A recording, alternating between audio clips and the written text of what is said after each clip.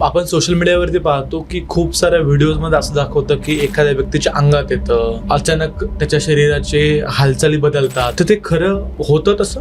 असा अंगात जर देव आला असता तर एवढे अवतार आणि शक्तिपीठ झालीच नसती. अंगात येत नाही मी हे नाही म्हणत, पण सगळ्याच्याच अंगात येतं हे मान्य पण नाही करत. जेवढं ज्ञान आणि ज्या साधनेतनं मी मिळवलं आणि जे मला माहिती आहे ते मी सांगतोय. ज्या बी लोकांच्या अंगात येतं ना, यांची तुम्हाला ना फायनान्शियल कंडिशन हमेशा वीक दिसणार. हो का?